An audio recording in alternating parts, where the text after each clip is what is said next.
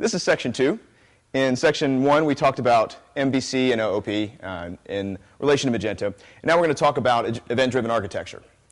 And we'll be going through this and taking a look at what composes an event-driven architecture system. And what I'd like to point out first, I guess, is that what's the point for having an event-driven architecture? Well, if you have a system that's as big as Magento, you often have a need to get access to the system in any of its various processes. So that really is a problem that EDA solves. Basically, anywhere in the application, no matter what's going on in the current stack of execution, you actually get a mechanism to access either members or processes that are going on in the code.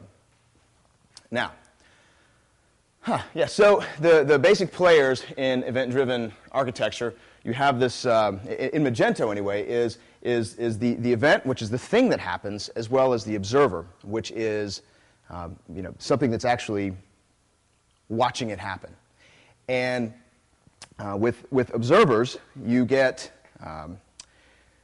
with the observers, you get access to again that point in the code that you really need access to, regardless of anything else that's going on. So that has some strengths and some benefits and some real weaknesses that we'll look at the end of the lesson. Let's see. Now, probably the big characteristic though of this implementation in Magento is that you have this system that pushes the events. Basically, you have something that says, "Hey, this is happening." As opposed to other systems, another approach could be a polling system, which would be from the outside saying, "Hey, is this happening? Hey, is this happening?" Well, you couldn't do that in Magento. There's tons of observers, and that would be incredibly inefficient. So what Magento does is actually just say, "Hey, this is going on, and let me give you the key players that are happening right now." So the advantages, of course, it gives you immediate access to. Say you're in a checkout. It might give you access to the customer object. It might give you access to the quote. And that's great because that whole checkout process, as we'll see, is fairly complex.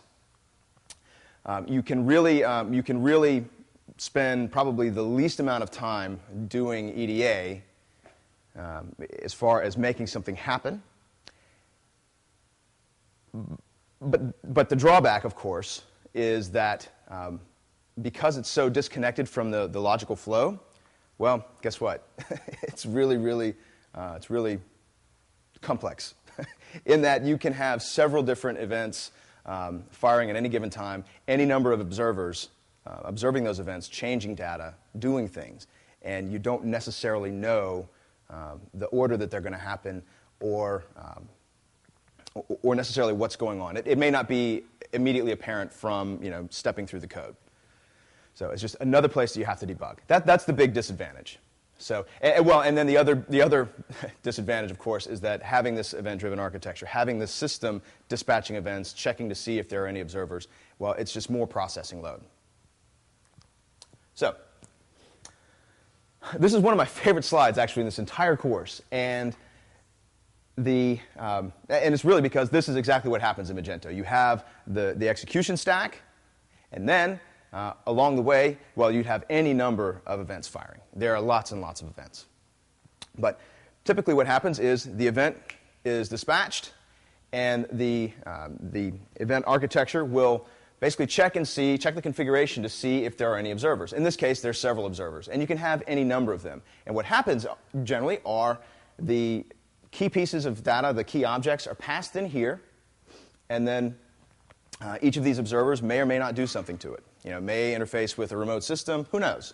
So the big point that you should take away here is that you have these observers, and they're all sequential. So basically, the execution flow jumps from here to here, and then sequentially through all of these. Now, of course, if you have a fatal error, you're going to die. It's not like this breaks and you just go back here and go on your merry way. So if you have an observer that's working again, in checkout, you have to be really careful, because if something goes bad, people can't buy things, and your customers are going to be really upset.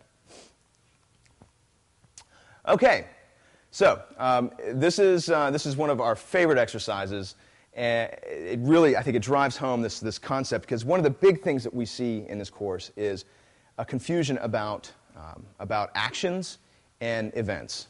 So remember that the event is the thing. So we're going to divide you guys into 3 different teams, and we're going to discuss, we'll discuss these 3 different things. A soccer match or some other thing. We've used cricket.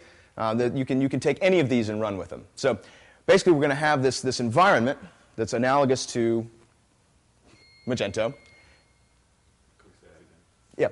So we're going to have this environment which is analogous to Magento. So this ecosystem of the code. So you'll have a soccer match. You'll have cricket. You'll have a kitchen or a bar or a police station. The police station, by the way, is probably the easiest one to do because police stations have dispatchers. So what we're going to do is actually just look through the components and identify what's going on, what the dispatcher or dispatchers are, and what kind of processes that can trigger. So I'll divide you guys up into a few different groups, and we'll proceed.